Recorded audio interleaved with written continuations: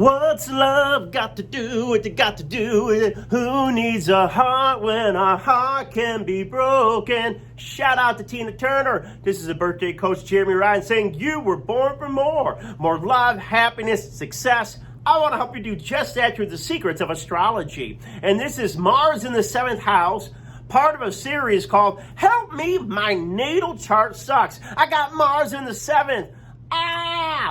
Now, in this series that I'm doing, I'm talking about different planets in the houses, different aspects between the planets that suck or make it difficult or make it hard in that area of life.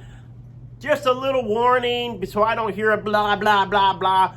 Yes, every aspect is neither good nor bad. There's high side, low side. Phenomenal reasons of having Mars in the 7th. Lots of good reasons for all the aspects. There is no bad aspects. There are challenging aspects that help us grow. That's why we came here, to grow and to learn on a soul level. So with that being aside, there's still some difficulties in love with Mars in the 7th.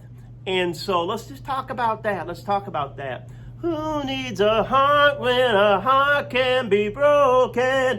All right, 7th house is the house of what? Marriage. It's the house of commitment. It's really the people that we're closest to, business partners. Now, when we're looking at romance and love, that's 5th house, romance. 7th house is that hey, we're going solo, we're committed, we're not seeing other people. 8th house is going more into our assets as a married couple and deep sexuality. But now with 7th house, we're looking at that one we think we're going to marry, that person that we want to commit to, that one we're trying to build a life with, start, joining together. And so why is it hard with Mars in the 7th? Because 7th is what we're attracted to. 7th is the people that we are attracted to. We attract. What you're attracted to, you're attracting. You're like, oh no, I'm seeing all these hot girls and hot guys and I ain't getting them. Well, fingers crossed, do what you have to do, but ultimately, 7th house is the house of the other people. 1st house is you, 7th house is other people, the other people that you're attracted to, that you're desiring. But what happens when you get Mars in the 7th is Mars is what? It's energy. It's feistiness. It's the fighter. It's the passion.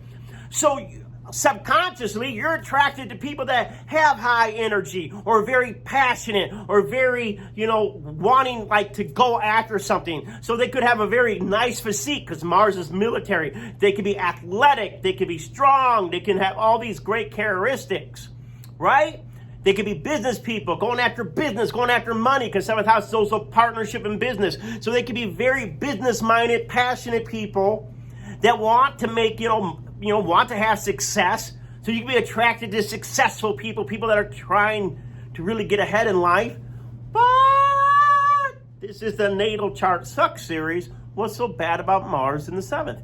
Because Mars in the 7th, a lot of times, has you getting people that have a short temper or people that get angry at you easily. Two things that happen in that Mars in the 7th is the effing is good, but so is the fighting. Effing and fighting, effing and fighting. And there's a little bit of that in every relationship. But if it's so intense all the time that you're having these arguing matches over, why are we arguing? Why are we fighting? Why do we always have to have this tension to have a release? Because you're dating or being attracted to people that could have anger issues or could be narcissistic, right? Because, a lot of times why narcissism are angry? Because they're passionate about themselves. They're passionate about what they want. And so here we see that you could be attracted to abusers, people that verbally abuse others, people that think they have a right to just say, I'm just going to tell it like it is. I'm just speaking my truth, where they're not being considerate of your feelings. They're just trying to get off their anger, get out their opinion. And if you're really with someone long term or trying to build a life together, there's got to be consideration. Yeah, we all have a bad day, but a bad day doesn't have to mean a bad attitude that's like part of your personality. What attracted to me was your passion. What attracted to me was your energy. What attracted to me was your zeal and what you're trying to do with your life. But I don't like being your doormat. I don't like being, anytime you get mad at somebody, you got to take it out on me. Mars in the 7th. People taking their anger out on their partners.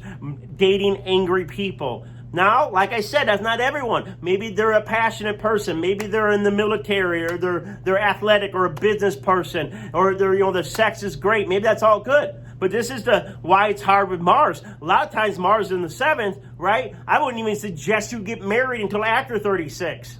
Now, I'm sure there's going to be some people say, I had Mars in the 7th and I got married at 18.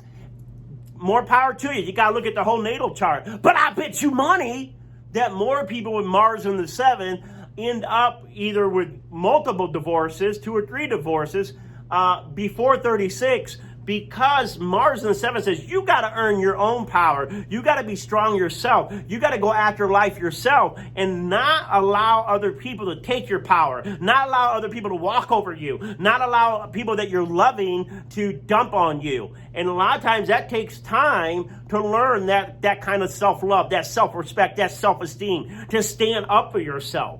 To stand up for yourself and not put up with anyone just because they're yelling or angry. Just because someone yells louder doesn't mean they're right.